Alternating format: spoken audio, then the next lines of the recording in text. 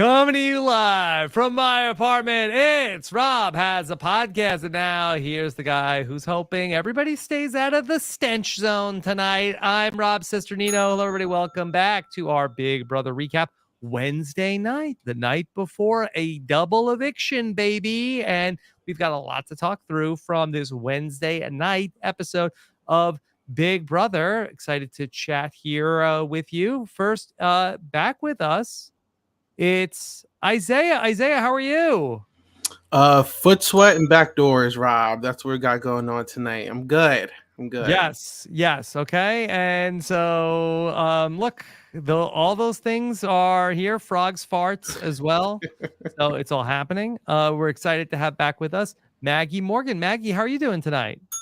I'm doing great. I'm really hoping that this conversation is not going to be ass because I'm really excited to talk with you guys. That's the hope every night. Yes. Right? Okay. It really is. I hope I don't end up in the DR crying about it.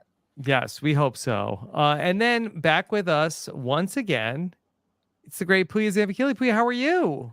I'm doing great.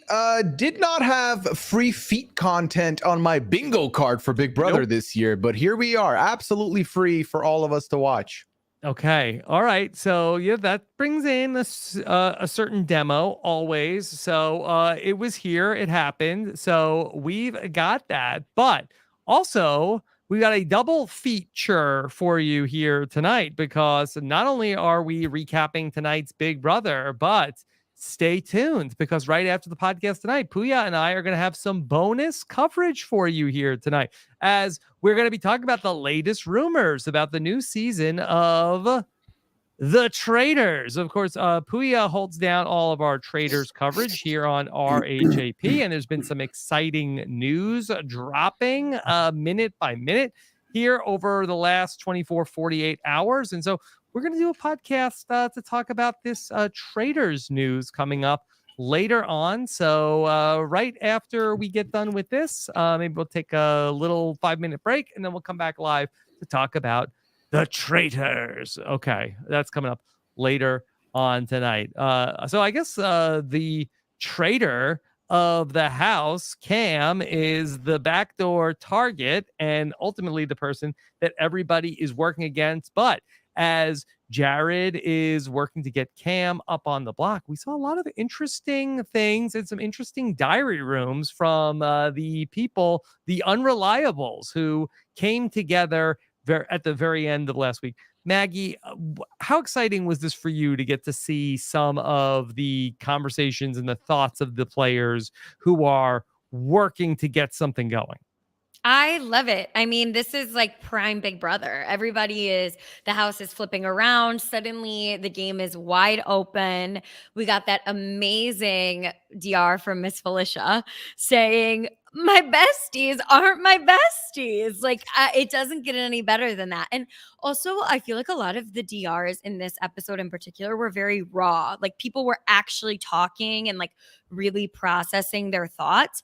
And I wonder if like a lot of that has to do with the fact that they are catching these people like sitting in the DR actually like going through their thoughts versus like they come up with their lines before they go into the DR and say them, and like maybe they're not the best, like actors in the world. Yeah. But I felt like, especially the blue DRs that we got, I felt like she was sitting there like talking it out to herself and also maybe to the person behind the camera or the voice, the voice of God who talking to her, Yeah. Well, that blue DR is very interesting because the scene we saw with Blue and Jared talking, having that little argument in the bed, that happened Thursday night.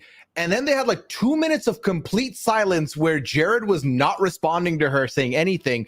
And then she got called to the DR. So that was, when you say raw, that was the rawest it could get. That was like right after. And I absolutely love that. Yeah. Yes. And so, yeah, we got to see a little bit of the trouble in paradise with Blue and Jared. Blue gave us a great line in the diary room. Jared's response was honestly so ass. When she asked him about some of the alliances that she was not included in.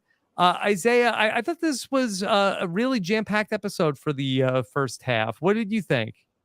I was scared at first because I'm not used to like the recaps being like 5 minutes long at the beginning. Mhm. But I felt like I was actually getting what I came for. I was really scared I was going to be walking into like a boring episode. Got the authentic DRs.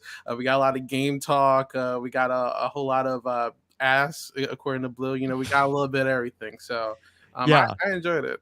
Yeah, it was such an interesting focus on these three who have really not really been at the center of anything strategically of Blue and Jag, and I guess to a lesser degree, Matt, and the three of them coming together and really feeling like that they are in this middle position of, okay, we could go with America and Corey. We could go with Jared and Sari. We have this interesting opportunity to play the middle. And I mean, what a ride for Jag to be here in this position. And this is a guy who they were trying to rewrite the rules to the stock watch to give him less than a 1. He was supposed to get a 0. That's where we had landed. He was supposed to get a 0. He was supposed to get blindsided for the second week in a row by an exact same 10-0 vote. Look at him now. Look, you leave him long enough, Rob. He's marinating. He's Let him cooking cook. now. Yeah. I love it. I absolutely love it. I mean, this is a guy that's on my draft team, and we've got this side bet with all the drafters going where the first person to lose all their players has to make the recipe for slop and eat it. And I said, send it to me. I have Blue and Jag left. I am doomed to fail. And right now, feeling a little good about myself. I don't think I need to be tasting that anytime soon. Yeah. No, it's really exciting. And, Maggie, we had that one night where Jag came back into the house and it was like, okay, for Blue and Jag, it was like, oh, they're wide awake now. And then they went back to sleep. But there was some seeds that were sown that night, right? Yeah. I mean, I've been saying this on the updates all season. Like, Jag would be such a great boyfriend because he is so bad at Big Brother. Mhm. Like it's impossible for him to, like, he wants to ride with his people. He wants to be loyal. He doesn't like to lie. He doesn't like to deceive. Like, he is, I feel like, such a great, like, he's a great guy who maybe it's just the Big Brother killer instinct is not there. But once you have somebody like Corey laying it all out for him, plain as day, he's like, all right, I'm ready to go. This is fun. When Skeezy is doing all of the the maneuvering, he can do it. But I think that when you leave Jag to his own devices, he's like, I just want to get cuffed and go to the cider mill, It's almost cuffing season. Exactly. Yeah. The Blue and Jared conversations where Blue said that, Jared's response was ass. That was a hard conversation to watch, right? Excruciating. They're burying him a little bit in the episode, right? Like, they wanted us to be like, Jared is an ass. Can I just say that what Big Brother will do, Big Brother rides the front runners, but then when they see like things are going south, like they bury you on your way out the door. And I wonder if Big Brother is feeling like that Jared is very in the danger zone for the double eviction. Yeah, I do think the edit is like definitely trying to like pile stuff on him, obviously. And, granted, like there's a good shot he goes in the double, so it makes a lot of sense. Honestly, these two, they suck at communication so much. I will say that. So it's like, put them on 90 Day Fiance, Pooya. I was just about to say the same exact yeah. As a representative for 90 Day, we would like Yeah. to decline and pass them over to the Love at First Sight universe. So, Okay. Jason, Asia, you're up first. Yeah. Can I say something about the double eviction? Everybody is so convinced that Jared is going into double eviction.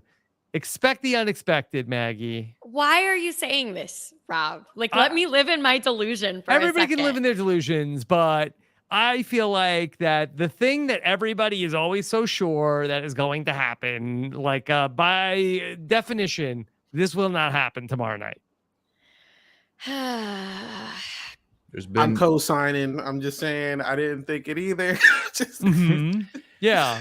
I have my I predictions. mean, but... tis the season where we've had 2 HOHs back to back be anyone but this person needs to win, or, you know, otherwise, like, they're gone. And then that person won. Cameron won. Jared won. Mhm. So you cannot count any chickens before they hatch Yeah, this season. okay. People are getting mad at me. Don't be a buzzkill, Rob, Rob. let us dream, Rob. Yeah. Let us live in the clouds. Don't jinx it. I will say that with Jared on the wall, I was talking to my best friend about it beforehand, and he was like, I think America's going to win the wall. I was like, I don't know. I think Jared might win. And he was like, how could you say that? And then when he won, he was like, you manifested it. So I am manifesting Jared is leaving. Listen, Jared is I leaving in the think- double eviction. I think they're going to put him on the block straight up. Like, I don't think it's going to be like a backdoor attempt. It's always that veto. Like, I'm thinking of like the season Ian one where they try to get Frank out, and then he just wins this veto and everything explodes. Like, Well, I even don't know. Ian was the target in a double eviction in Yeah. BB14, and then he foiled the whole thing when he Yeah. won the veto. So I think that these double evictions, they never quite go the way that we want. And as I have been on many podcasts the night before a double eviction, and it's like, okay, this is going to happen tomorrow night. More often than not, that we're coming to you live from the darkest timeline where the things that we want to have happen in a double eviction often do not happen in a double eviction. I just need you to look at my phone right here because Rob is Cameron and we are all Izzy. Can you see? That's what's happening right now live on this podcast. I'm just telling you that these things that they tend to not go as smooth as we like. Okay, this is definitely what's going to happen in double eviction, and these things like often go in like take a left turn. I'm personally, look, I'm here for the chaos. And if we lose 2 of our chaotic figures back to back, what are we going to be talking about every week, Rob? That's all I'm saying. Like, I don't want a slow end game. I need the chaos. That's what I need. Okay, so who's the chaotic figure? Jared? Jared and Cam are chaos right now. And if, where are we going to lose Cam? I can't lose both of them. Like, I get everything. Like, I get it. Trust and believe. But like, all right, who's our next villain after this? Bowie Jane? Like I can't do that, so I need some entertainment every week, Yeah. I think Corey will be the villain. Like Corey is already like, yes, he's the hero that we all want because he totally broke the game open. But if Jared leaves, or this is the thing though, Isaiah, like you saying, oh, I need Jared to stay. Like the other option is Sari. That's why I'm mostly stressed because I can't have Sari leave. I see Corey, he's just kissing in the bed at this point. So I'm just like, I don't know. I think that ship has sailed personally. But like, I don't know. Never say never. Yeah. This is the Big Brother house. Every time a chaotic or person or villain goes, another one will form in their space. Give it enough time, we'll have someone everyone's rooting against or someone that's causing mayhem. It's inevitable. Yeah. It's inevitable. Okay. One of the other interesting things we saw in this episode tonight was the Mimi and Felicia of it all. Pooya, what'd you think of this Mimi and Felicia conversation? I love it. They're both good content. Anytime I see either of them, whether it's on the feeds or on the show, they're delivering. So to see this duo work together, I absolutely love. Maggie already cited earlier the Felicia DR. Love Felicia in the DR. I need more Felicia in the DR. And it's an interesting conversation because this adds a wrinkle to the game, Rob, because these two are working together. And the realization setting for Felicia that, hey, Jared and Sari weren't on your side the whole way through last week, just so you know, was good. Because when the feeds came on initially on Friday, she was very much thinking that they were with me the whole time. So, yeah. And I feel like that's a storyline that we haven't really seen come together, Isaiah, where we could have potentially the Felicia and Mimi of it all versus Jared and Sari or whoever's left. It's actually really dope because I think Nicole specifically, I'm looking at. She's been a very quiet player up till now, and I feel like you kind of have to force the show to kind of put you in at the point, right? There's an actual realistic chance that we can see a path for Nicole to the end, and they're like, oh, well, now we got to edit this in, right? So I'm enjoying it. I'm glad that we finally get to see a little bit of her strategic side, and it can only go up from here. I think we're going to start getting a lot of Mimi. I think the show has to cover their you know what, because if Mimi is like a real key figure in the end game, they haven't shown enough of her. The viewers are going to be like, who's this? So now they got to start slowly like working in like a Mimi segment into every episode. Yeah. And you know, they're just gonna have to start finally like digesting like some of her mindset and stuff, because I'm just assuming the way that she's like ranting in the storage room is like the same way she's ranting in the DR, hopefully. So I'm just looking forward to more Nicole content. Yeah.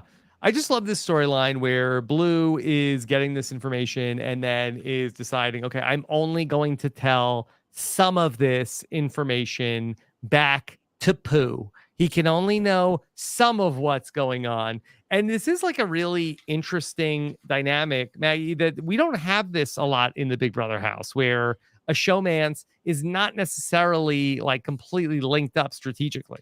No, I mean, we like never have this. Taryn was saying on the roundtable last night, like Jared has lost his showmance. Like, how do you lose your showmance unless you're Jackson Mickey? He's lost two in the last couple of months. Well, I'm saying, unless you're Jackson Mickey, who breaking up with your showmance the first week and then getting another showmance. Like, it's impossible to lose your showmance basically in the house. And somehow Jared managed to do it. I think that the thing about it that's so the thing that's rough though is that we saw the edit of like Thursday night Blue and the way that she was feeling, and throughout the week she's sort of come back to Jared a bit. She's, you know, moved much closer to being ready to, you know, side with Pooh over the other people in the house, which I think is Pooh.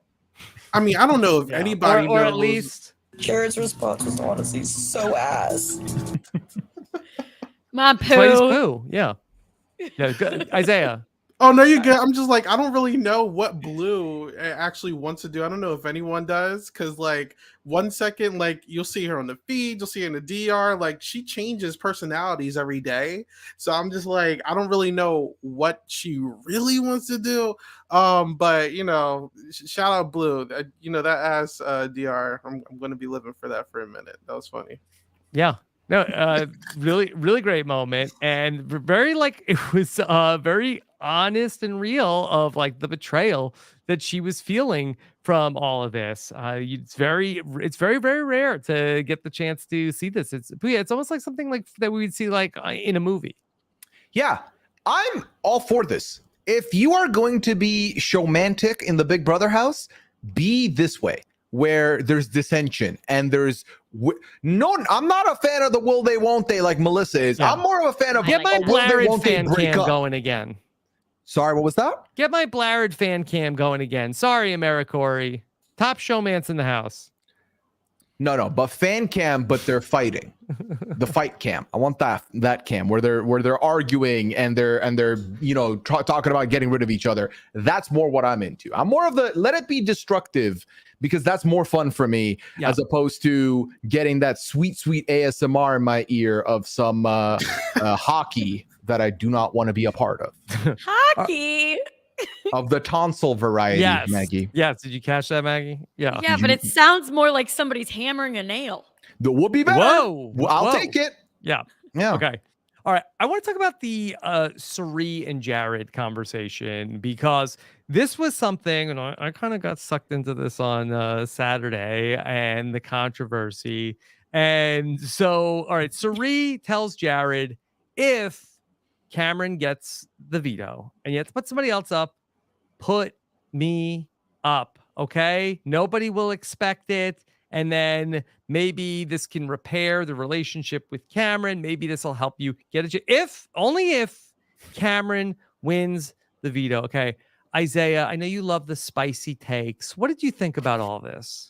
So first of all, Rob, I'm glad for you being unhinged on Twitter, because that was very funny. Like the responses were wild. So wild responses. And just in case anybody who's looking for the backstory, I had said I was at my son's baseball game. I talked this all through on the recap with Shannon Gus this week. I was at my son's little league game, and I read Pooya's updates from Twitter and Taryn and everybody else that was talking about what was going on. And I said, you know what? I think it's understandable that a real grown woman who actually has a real job, who's not an influencer, might want to think about gracefully exiting her 6th reality show that still has 50 days to go. And I got destroyed. I got dragged to hell. Me This is a quit, personally, Rob. Don't even try to sugarcoat it.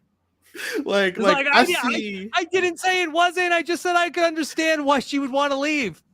Well, listen, you first of all say what you want. Who cares? But like, I see both sides, right? It's like, all right, as a fan, right, and detached from all the extra stuff, I could see someone be like, "Dang, Sari, like, why are you leaving? Why are you giving up? Like, you knew what you signed up for. It's starting to seem like it was almost like a last second addition. So it's like, all right, Sari, you knew what you signed up for. So why are you trying to quit? So I get that portion, but I also do agree with you where it's like, this is her son.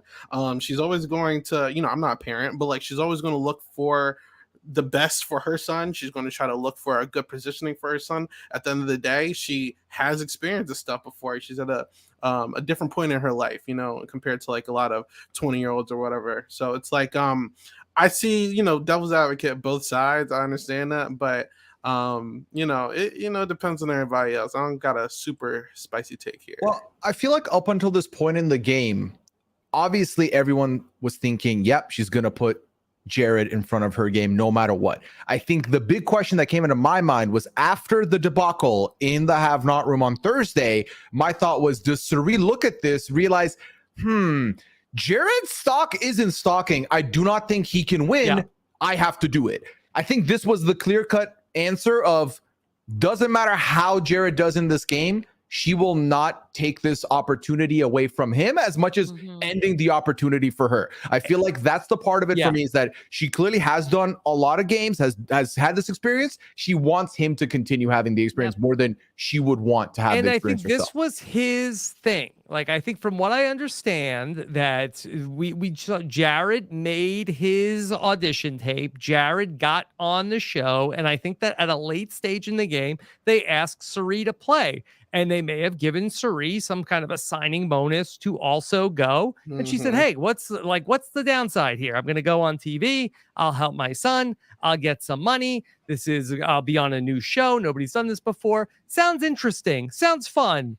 Cut to 50 days in the Big Brother house later. It's like, you know what? They just made the jury smaller. I could just go home to my house.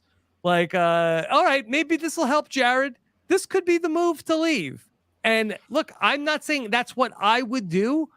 My only thing is that I'm saying is that I understand why that for Sari, who's done, 100 some odd days on Survivor and has won the Traitors this year, why she might say, you know what? I don't need this in my life. Like, I am a person of a certain age. I could go home. I don't need to be getting slimed every 5 seconds. And this could be it. And I could maybe help my son, even though I don't know if it actually would be helping her son. And so I just felt like that I got it. I got why she would want to step out, even though everybody on Twitter said, Rob, your response was ass. It's different when it's family.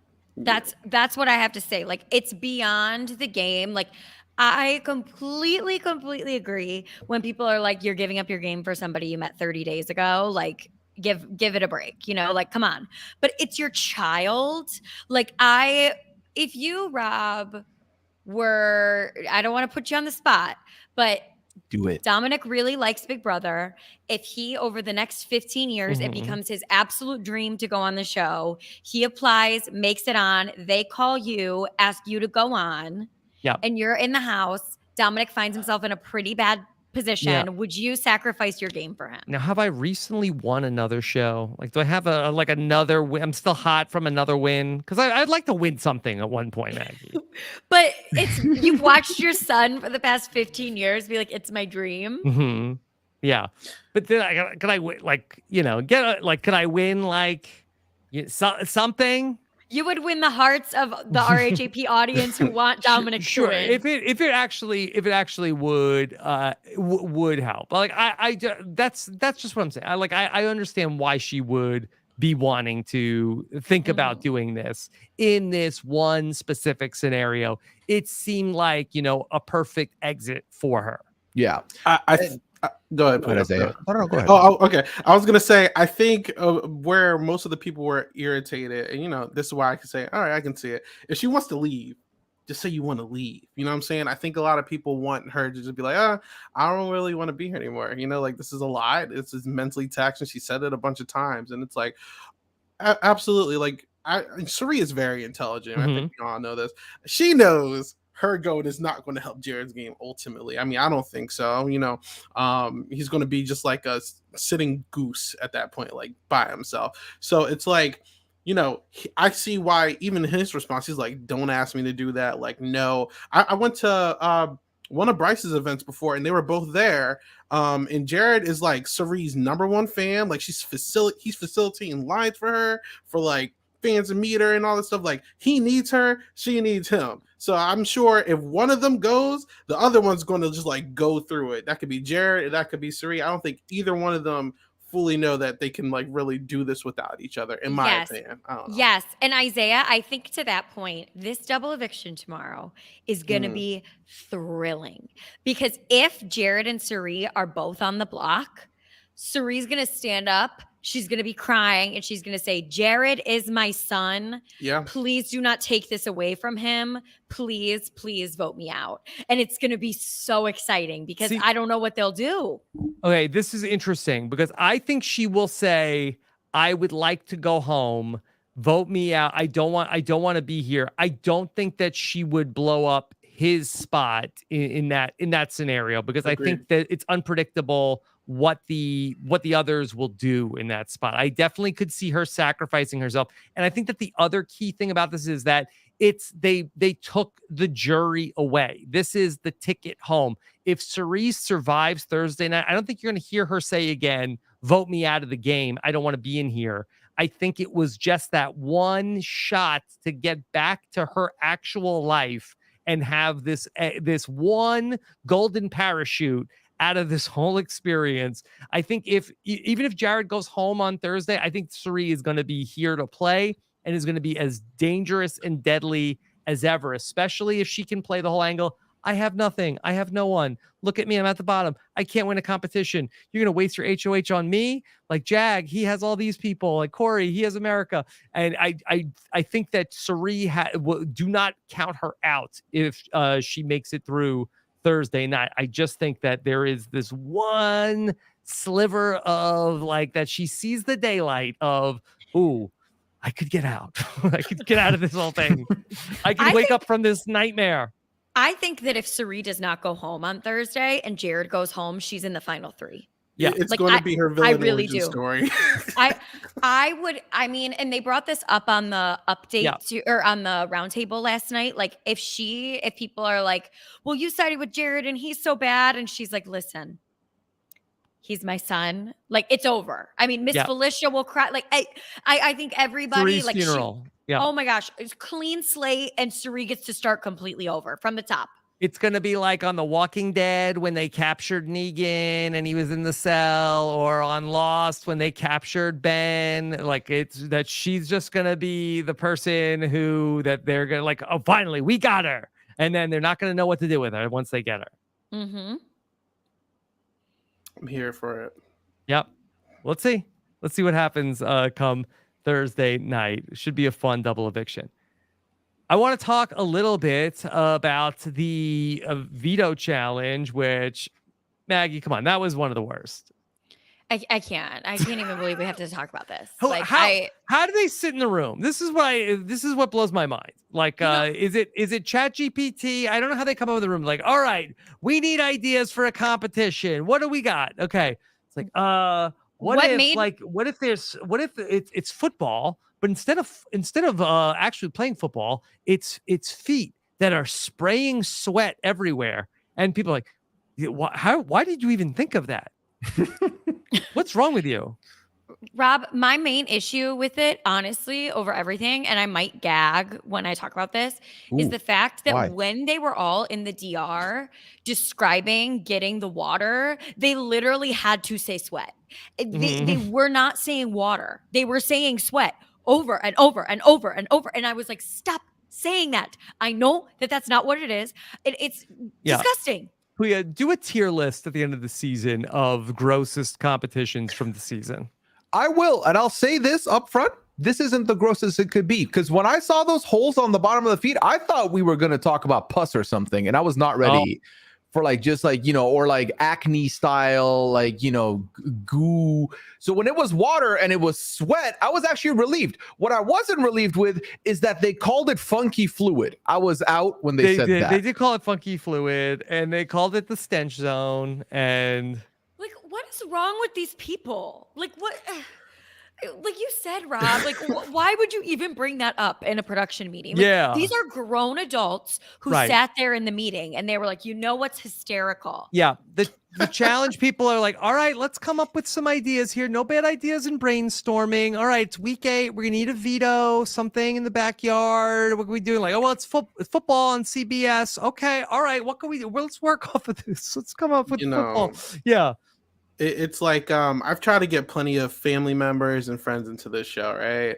You and have? then yeah, sometimes, you know, I got my Okay. grandmom on it. Okay, shout out to her. But it's like it's moments like these where like they have to sit through like almost like 15-20 minutes of like foot sweat being caught in a football helmet, or like remember what color this fart was to get an HOH. It's moments like this Mhm. where it's like, why do you watch this show every day? Yeah. You know, and this podcast like this that forces me to watch these. I usually fast forward through them. So thank Why you, do you think Rob, Suri but- wants to leave? You think she knew about this? She thinks she knew about the I foot don't know. sweat challenge? I don't know, but yeah, these are grown adults, as Maggie said, making this. It's kind of Mhm. crazy to think about. Yeah. And Okay. like, I mean, isn't it better when like these other shows were annoyed with the fact that they're like, this is epic. Everybody is epic. The challenge is epic. We're jumping from buildings. Survivor. How far can you push yourself? Big Brother gets sprayed directly in the eyeball with some presumed foot sweat. Like, what is this? What are we even Mhm. doing? Some of the focus group must have said, Maggie, this is what we like. We really like go back and forth, because then we had like that temple challenge where they had to spell golden at the end. I thought that was pretty cool. I like that quite a Mhm. bit. But then again, we get to this point where it has to be some kind of fluid, goo, Yeah. slime, something, which again, Rob, if you ask me, could have been worse. It's just water. I'm not mad at it. Like Yeah. it could have been worse. Also, remind me, how are we in the comic verse this week? Because they had to stand on the wall and get hit with meatballs. That's why. Yeah, but this didn't have anything to do with comics. Think of onomatopoeias, Rob, sound effects. There you Boom, go. bam for the meatballs, and then squirt for the feet. Yeah. Whoa. Okay. Yeah. I didn't say y'all put y'all minds are in the gutter. I didn't say anything. Anything. Saw weird. Rob's face too. Said you said I don't want to repeat it. Flat. Yeah, Mhm. could have Yeah. been worse. Okay. All right. So Jag is gonna win the power of veto. It was close. Cam thought he had it, but ultimately he did not. We saw Cam do one last campaign of like, hey, smartest guy in the house up on the block. Hey, use me. Use me. I'll be a distraction for you all. Do it. Everybody's like, nah, we're good. Yeah, everybody was like, nope. Good luck Mhm. to ya. Yeah. I will say, like, Cam's like extremely like bad dad jokes. It's like it's something. They'll be like fish in the barrel, or like you know, like you're a chicken on the roadside. Like he just has like these metaphors I don't really understand. That I Like just this one. Listen, my game is a frog's fart away from being over. My game is Like- a frog's fart away from being over. like I don't get it. I think they're hilarious personally, because what makes you think of Yeah. this stuff? I But will say this episode in particular, I was like, you know what? Cam has a good sense of humor about this stupid terrible show. Like I feel like is in the DR always like he's not giving the Bowie Jane like full smile, literally giving you the producer wrting things. Mhm. But I feel like Cam can poke fun at himself in Even the these like producers don't use Bowie Jane anymore. they used her a little bit tonight. I had to Barely. listen to her talk about how she got sprayed in the face with sweat. Yeah. Okay, that is true. Is this the first time we've heard something about a frog farting on this season? Because I swear I feel like I've heard it happen before this as well. This season in a DR. I don't know, chat, let us know if there's been multiple frog farts on this season. Or something else farting? I don't. Yeah. When you have 2 seasons full of like butter beans and frog farts, you just kind of like get lost in I don't know. Yeah. Who should be getting the credit though in this week where, coming out of Thursday, it seemed like we were all convinced Corey is in big trouble. Corey in America, they're in big. Jared is going to make them the target. They got into the fight. This is the worst case scenario. Jared won the HOH. Corey is done this week. And then Jared seemed to not ever blink from, no, it's Cam. Well, Kirsten, the great Kirsten McInnes, immediately tweeted after Jared won, like, don't you guys understand? Like, Cameron tried to backdoor his mom. He's not going to forget about that. And she was 1000% right. Like, I've been thinking back on her tweet all week because she knew, like, right away that was where his mind was going to be.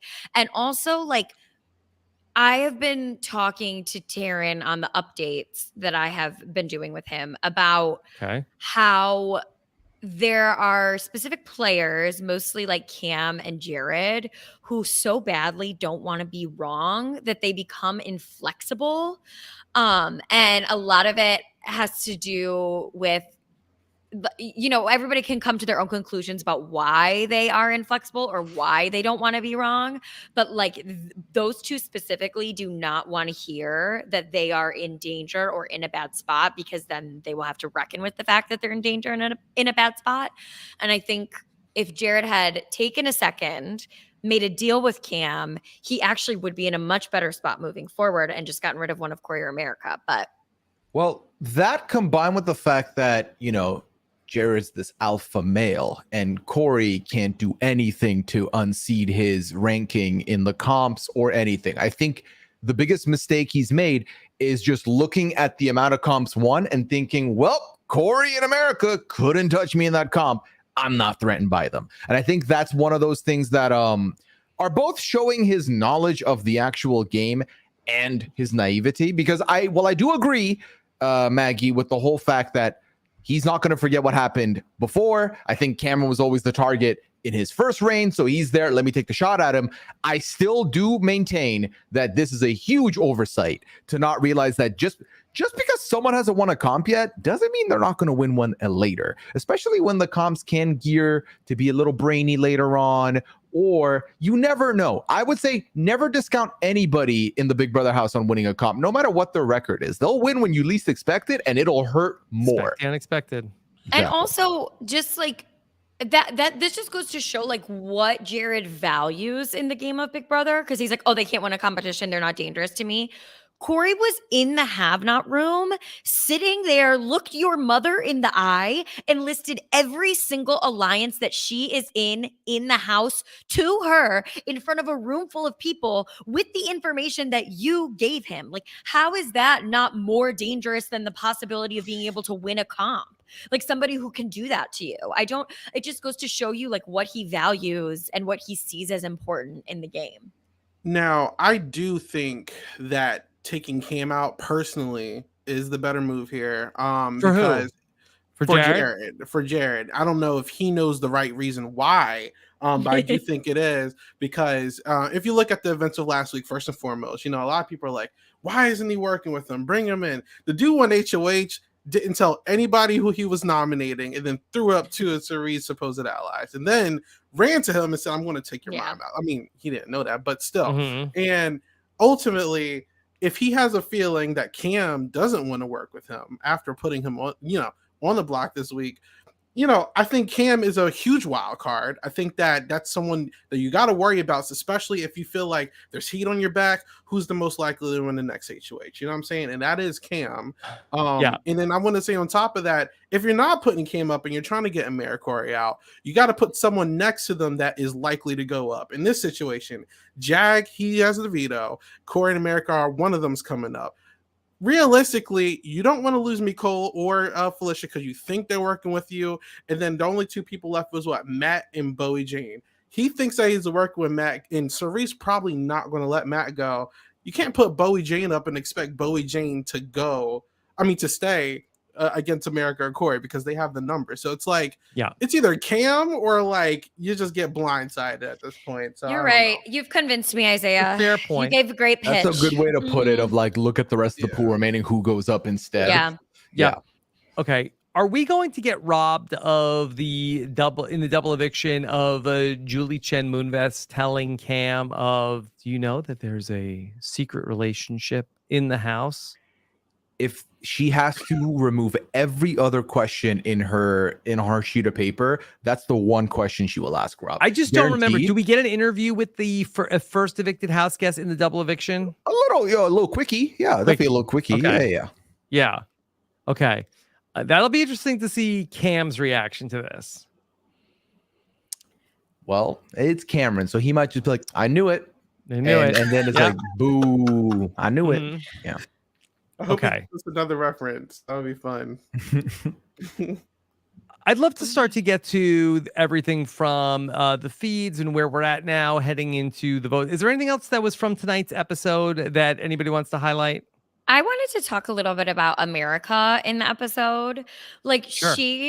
I think she is just like so excited to be playing Big Brother. Like you can just tell that she is a huge fan because she's like, oh my gosh, I got put up with my showmans. Wait, this is kind of cool. She said being on the block is hot.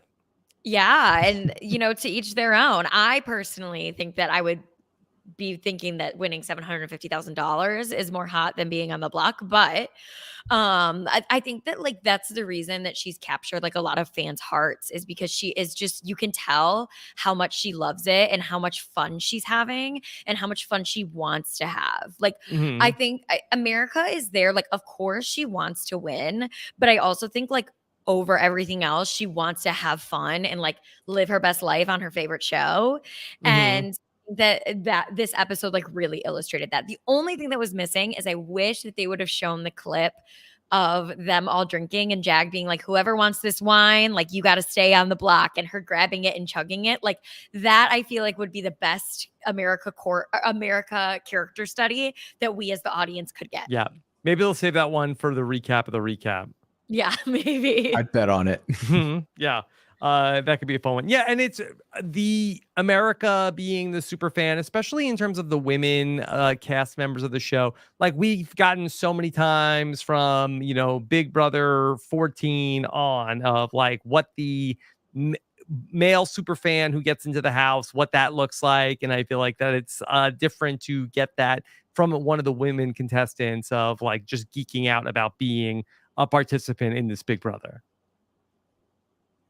All right, let's get into some business from the live feeds as we talk about where things stand heading into our double eviction. Let's get into our spoilers.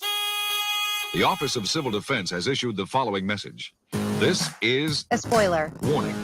A spoiler. Warning means that an actual spoiler against this country has been detected and that protective action should be taken. Yes. Okay, Isaiah, good job on the pyrotechnics. I think my kids took the taboo buzzer. Sorry about that, everybody. All I have is a Zaddy calendar. Okay. All right. Let's talk about where things stand at this hour. Pooya, I was watching some feeds earlier tonight, and it was all pretty quiet for a Waffle Wednesday. I mean, when you remove the chief waffle executive in Izzy, you are guaranteed to get a slower week for sure, or slower Waffle Wednesday for sure. But it was still little waffles are happening. It's like it's like you're not getting like the Grand Slam waffle, but you're getting little waffle bites. You're getting waffle bites. Okay. All right, but as of this hour, that the vote still very much is going to be sending Cam out of the house. That's still happening. I think there's been, like Taryn has mentioned on the pods, there's been good campaigning from Cameron, but for the most part, everyone's kind of set on what their plans are and where their sights are. But there has been conversation about considering a flippity flip. I just don't think it's going to happen. Okay. So earlier tonight, I know that the feeds were down for a little bit. There was some speculation. What is this, like a halfway party? But the house guests were shown something, a little peek into the scary verse, Maggie. And now conspiracy house is happening. Yeah, I mean, I'm assuming that for the double eviction, this is going to be the HOH competition or the veto competition, one of the two, some type of quiz. I expect to see a lot of studying tonight on the feeds between different house guests. Also, like just with the waffles and stuff, there was a really funny moment earlier today on the feeds where Jared was talking to, I think, like Felicia, Matt, and so one other person, and Jared was trying to like feel out if they would maybe flip and was trying to sort of like pitch, maybe we keep Cam. And they were like, yeah. And then he left the room and they all started laughing at him. And they were like, oh, good, I'm glad he feels comfortable. Like I'm glad he's feeling comfortable going into tomorrow. So I think that like that's the level that we're at in terms of where Jared is headed into Thursday, as well as these house guests headed in for the vote. Mm-hmm. Yeah.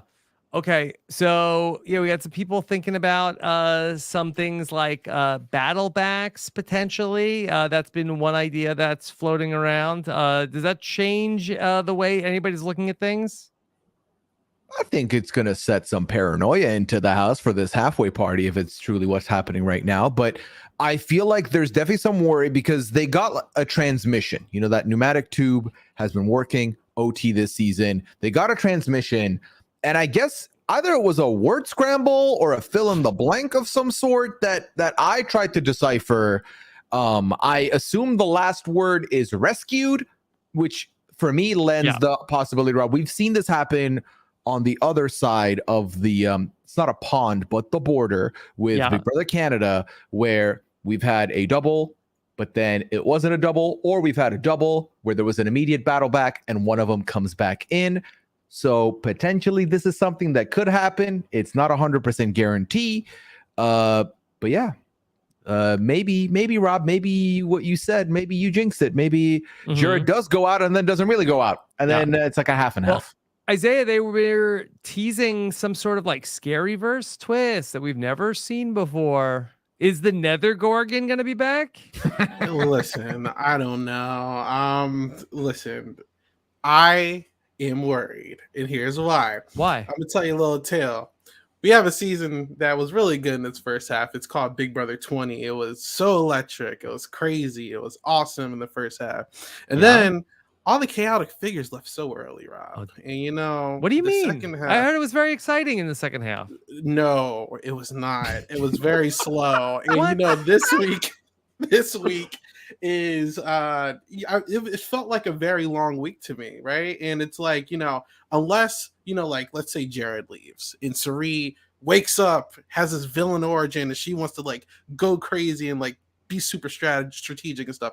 I am so scared that we're just going to have like a little competition between like, it's nothing wrong with it, but like Nicole or like Corey or like Matt, and they're all relatively like really like not sloppy players. I don't want to be bored for the rest of the season. I really don't see these people arguing. I don't see these people being messy. I don't see blind sides happen. I just see it being very straightforward, and I'm just really concerned for my I do think that, to speak to your point, Isaiah, I do feel like that this is a season that I could feel like that we have like an exterminators type alliance rise up of like nobody thought it would be us, and I don't mean to give any disservice to Andy, who played a really strong game, but some of the other exterminators, it was like, hey, we were the pawns, we were the people nobody thought, and that's part of the reason why Andy wanted to say, oh, yes, this is a great idea, go to the end with these people.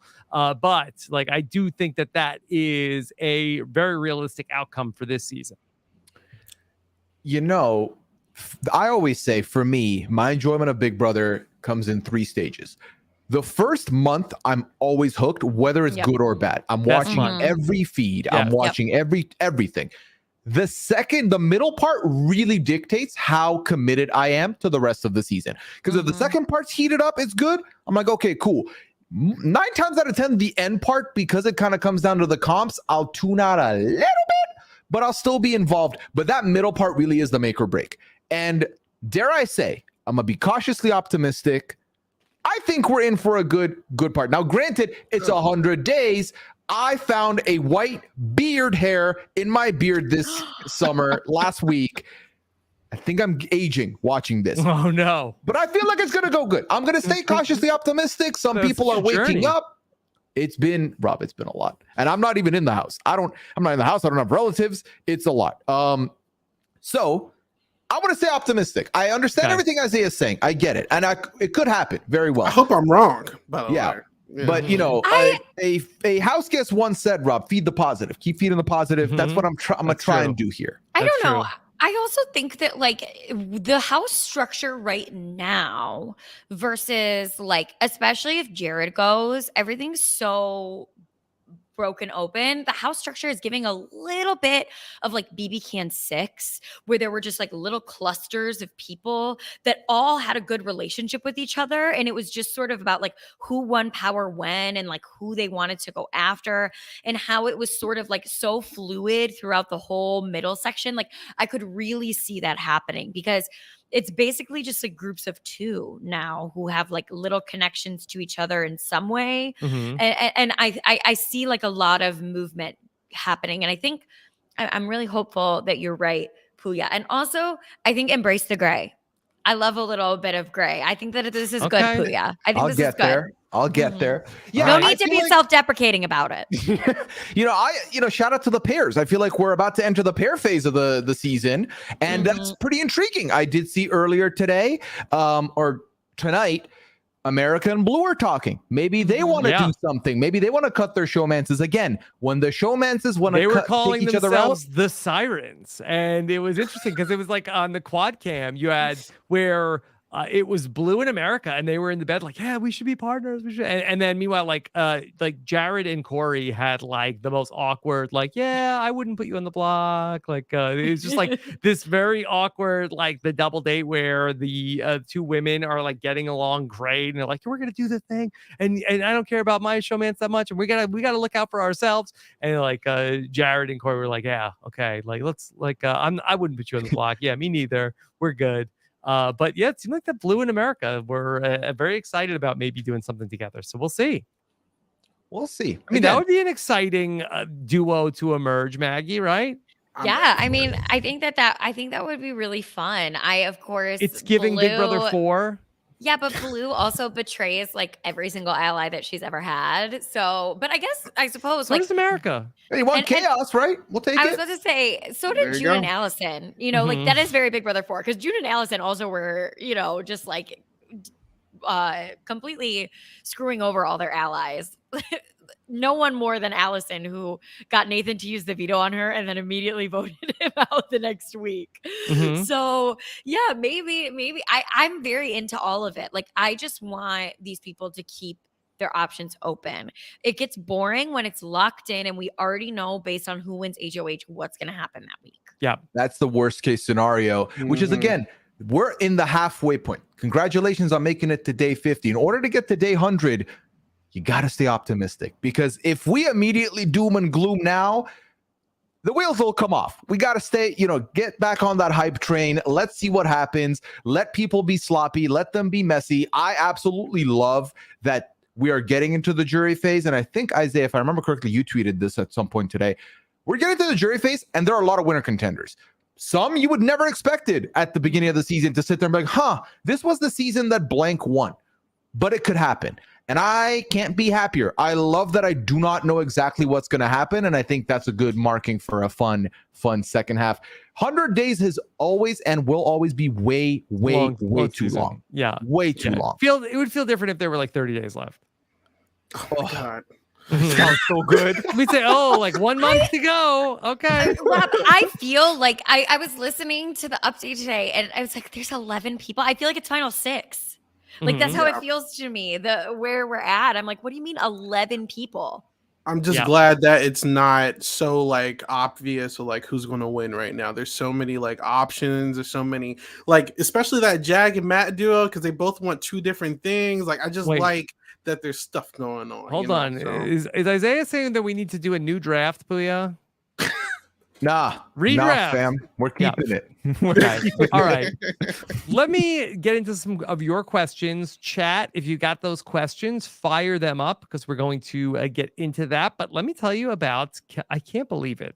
So here we are. It's Wednesday night. 1 week from tonight, we'll be looking at the premiere of Survivor 45 and the premiere of The Amazing Race. But then 2 weeks from tonight, I will be back in New York City for our Survivor 45 watch party. It's been a minute since we've been back to my hometown. And so we will be in New York City October 4th, 8 p.m. I believe everybody on this panel will be there. Yes. Yes. Okay.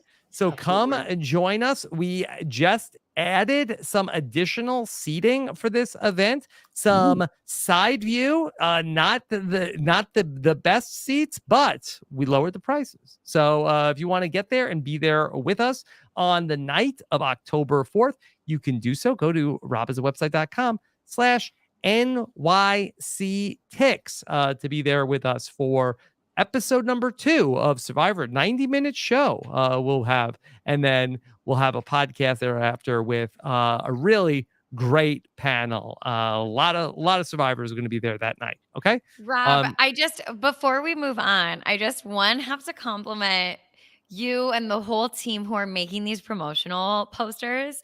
They are the funniest thing ever. The level of like, if you know, you know, for the jet Mhm. ski is just like, I couldn't handle it when I got online and saw it. It was so Yes. good. Like Thank you so wonderful. Thank you so work. much. Tricky, who does the graphic design, did a great job with that. I had to pose, to do multiple photo shoots to get it, but we finally got it. So thank you so much for that. Okay, let's get into some questions. We were talking about earlier tonight about whether or not Sari should leave the game. I said I understood. Sasha, she'll be with us in just a little bit when we do our Traders cast preview. Wants to, Rob, would you leave for your sons?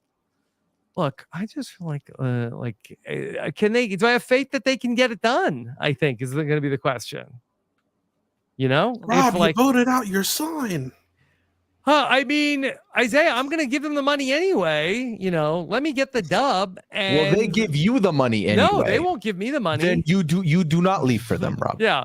And so we got a comment from Stephanie Wernberger said, don't let Dominic do it. Stephanie, we love your son. That's the thing. When Maggie was setting up the picture for you and said, so Dominic, he's been dreaming of it for 15 years and he wants to go on, and they contact you, you say, no, I'm not going, so he can't go either. You lock it down, Rob. Tell him to enjoy the feeds. That's the best way to go about it. Okay. Let me ask this question. And this is from Starlet, who says, there's no Tuesday Veto episode next week. Any guesses why? Do we know about this? Is this just like the first like programming snafu? No, yeah, there is no Veto. There is the Sunday episode, and then there's the Thursday one. Obviously, this was the last Wednesday episode of the season because is it 2 Survivor hours coming up on starts. Thursday? Not that I'm aware of. I do So, not think so. Are we going to get the HOH? Like, we got to get the HOH and the Veto in the Sunday night episode, or are we going maybe to? there's no Veto. Maybe there's no Veto, Rob. It is the scary week. What's scarier than not is having a this Veto to Scary fight verse? for? Yeah, only 2 hours of Big Brother next week. Okay. Is that why we had Wow. the 2 hour Wednesday episode was to make up for the week where we're just going to have a Sunday and a. Okay. All right. That's They doubled interesting. up. Yeah, I don't Are know. we sure that Thursday isn't a 2 hour episode? We don't know. We Sam don't would have it know, on or his I radar. don't know. Interesting. It could be a live veto. Yeah, people are saying there could be a live veto ceremony. Like maybe there is no eviction Thursday and it's a veto. It's a We'll find out more scary tomorrow verse night, week. guaranteed. Julie will say it at the end of the episode, Yeah. so we'll know by tomorrow. If there is no eviction next week, that like maybe they cancel the eviction, like scary verse or whatever. That would make sense because they need one more week of no one going home in order to make the timing work, don't they? I'm tired Triple of not a eviction. limbs. I'm tired of not a limbs. Just boot them out. Yeah, Isaiah, you want Yeah. triple eviction? Hey, look, Dude, you I know don't how many weeks we're gonna have of nobody going home to do a triple eviction? Okay. All right. So that's interesting. Keep an eye on that. Okay. How about do we know if Blue wins the HOH? Who does she nominate on Thursday? Jennifer would like to know. I think she does Suri and like Bowie Jane or something. Bowie Jane. Mhm. Who does she not talk to? Like, I don't know.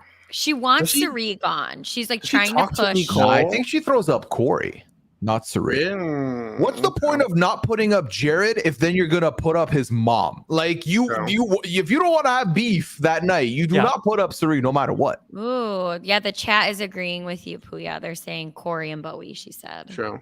Okay. Yeah. All right. Let's see. This is a fair question. This is from Barry, who says, why is their target audience 10-year-old boys when they air episodes at 10:30 p.m. on a Sunday? Again, what are we doing here? What are we doing? Mm-hmm. They could watch it later. They watch it the next day while having chicken nuggets or something. You know? Mm-hmm. Like, I feel like the sometimes- show has always been this unserious, though. Like, now that I think about it. It has I don't think Isaiah. so. No, I don't think so. That going back to Big Brother, like 2, 3, 4, 5, like I don't think it was this. Like they would have like silly like food They competitions. ain't have the budget, though. They ain't have the budget like they got now. I Big would. Brother 11 was the big turning point. The very first competition of the season was them hanging in giant diapers that were giving them wedgies. And that Mhm. was, I do think, the point of no return. And I sometimes feel like I'm fighting for my life, trying to tell my friends that I podcast and I'm obsessed with this show called Big Brother. And then this is what they think that I'm obsessed with is this foot spray sweat thing. I mean, HOH and All Stars, the first one, they had to throw a meteor at each other while they were spinning on platforms. Like they've been pretty goofy right when they got money, they started Yeah. being very goofy. Yeah, It was, but there's a difference between goofy and lowest common denominator. Yeah. No, like there's a it difference wasn't. between goofy and gooey. I feel like the budget for slime and goo has gone like way up. Yeah. Like that's Yeah. really Like, what it is for me. Throughout the show's history, the competitions were always campy, but they Yeah. weren't always campy in the direction of like gross out. True. I think the weirdest one we would even get is like OTEV. Like, yeah, that's true. Mm-hmm. That's very You true. know. Okay. All right. Let's do a couple more questions, and then Pooya and I got to talk some traders. This is from Parsnip Burger. Can Sari get Nicole and Felicia back on her side? Would Jared leaving help Yeah. them reforming a new lines? Yes. Okay. Don't Yeah. bet against Sari. No, Jared's been the ultimate blind spot for her because Jared is basically the leaky faucet that's been tanking Sari's game this week. When Sari's game is intact, when all the faucets are intact, she has a great way with words and a great way of convincing people to go about how she wants. Like, yes, has she been clocked this week? Absolutely. But this is a fickle house. Things change on a dime, and I would not bet against Sari to be able to change people's perspectives or viewpoints. But she needs the time. I don't think it's an immediate refresh. I think also it'll depend who wins the HOH, who's going to nominate. Is she on the block? I think there's some factors there that will determine it. But is it a 0% chance? Absolutely not. Yeah. Personally, if Jared gets eliminated and she's still here, I can see her like possibly using Jared. Like, listen, this is my son. He's voted out. I just need some time to like get myself together. Villain origin story. She starts manipulating everybody, and she's back into the structure. Listen, her inroad. I know Felicia and Nicole definitely. I think that there's a path. It's really that Matt one that you want to look at because Matt's Mhm. really going to be that spot that she's going to try to attack. But yeah, I think Felicia, and if her and Felicia like bury the hatchet, because that's really like what's messing that whole relationship up. Like, I think that she should be fine. The more interesting scenario might be to talk through what happens if it somehow is Suri that goes home on Thursday, and what does Jared's game look like without Suri in the house. I think that is going to be the one to see how that implodes. I don't know. I think it's going to be Blue, and that's it. Like I literally can't even imagine it. Like I don't even know what to say to that, because I'm like, I guess we'll just have to see. We'll have to see. Okay. All right. And then let me bring up, because Michelle Scott, she did a super chat just to say, who hopes that when Jared is put up on the block in the veto challenge, it's caged eggs? Those muffin hands don't stand a chance. Hey, the muffin hands have defied logic this week. I got a roast of Jared. I got to get this one in. $10 worth. It was worth it. Yeah. Okay. Yes. Thank you for that, Michelle. All right. Anything else before we start to wrap things up tonight? Okay, let me tell you about some of the other podcasts that we've had this week, because it's been a really fun week. We had a great interview with Rachel Riley on Tuesday. Maggie, did you catch this one yet? I caught half of it. I was able to listen to half. It was really fun. We got to catch up with Rachel.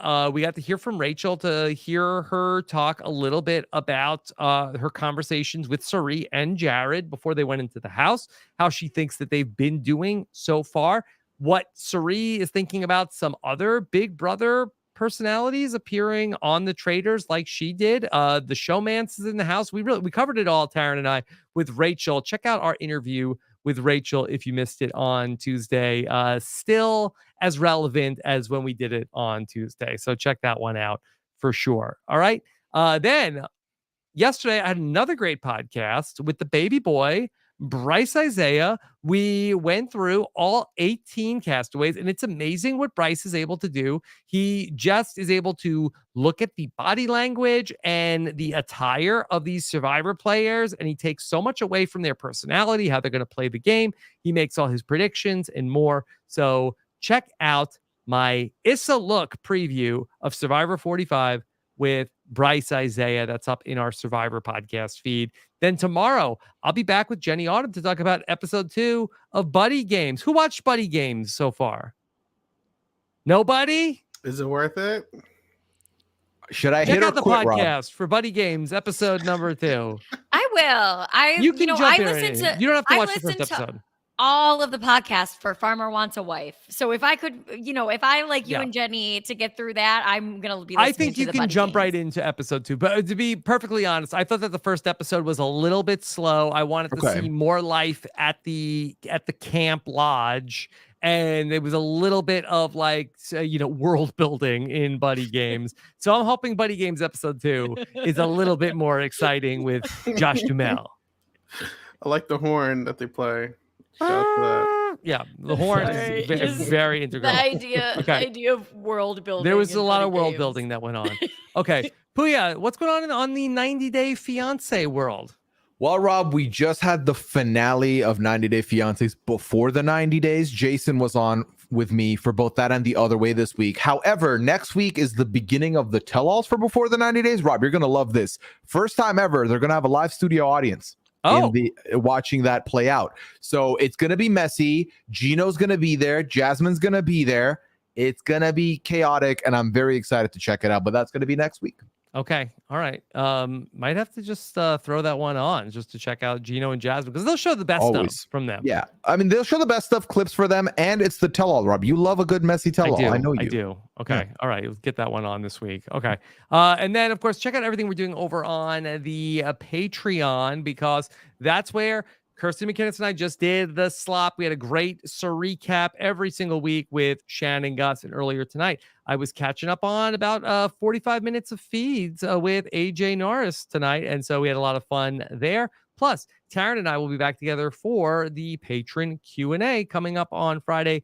All that, much more, discounts on our live shows, access to international reality TV, and our amazing Rob is a Podcast community. That's all waiting for you at robisawebsite.com/ patron. Be sure to be subscribed to all of our podcasts. All of our links are available at robinsonwebsite.com/subscribe. And don't forget to check out Taryn on Thursday morning when he goes live with your double eviction day. Double eviction, baby. Live feed update. Thursday morning, 11 a.m. Eastern, 8 a.m. Pacific. Isaiah, what's coming up for you? Same old. Big Brother, Love Is Blind's coming back, Survivor, and all that stuff. We've got coming on Nothing But Netflix this week. We have a preview of the first episode of Love Is Blind before Asia and Mary go through all of week 1. So that's gonna be coming up on Nothing But Netflix this week.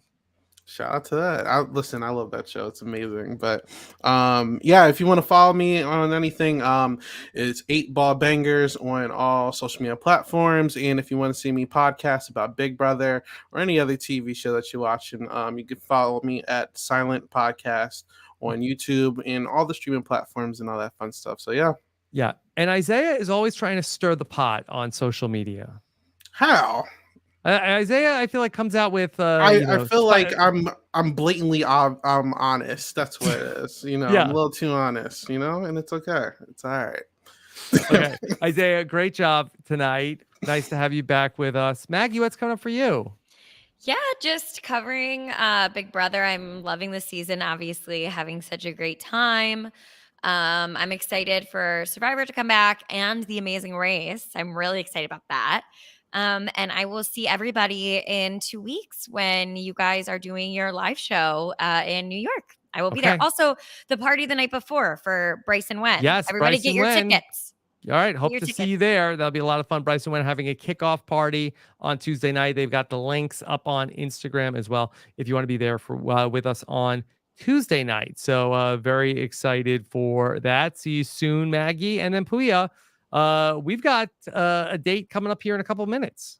Rob, you know what I'm about to say. Get the coffee ready. Put the coffee on. Yep. You know it. Yes. Yeah. I already talked about 90 Day. You can find me on Twitter at Pooyaism, twitch.tv/Pooya. That's where I am when I'm not podcasting. So check me out over there. And other than that, Traders US is the big news right now. Underreported. Traders Canada is going to be here in but 2 weeks, October 2nd premiere.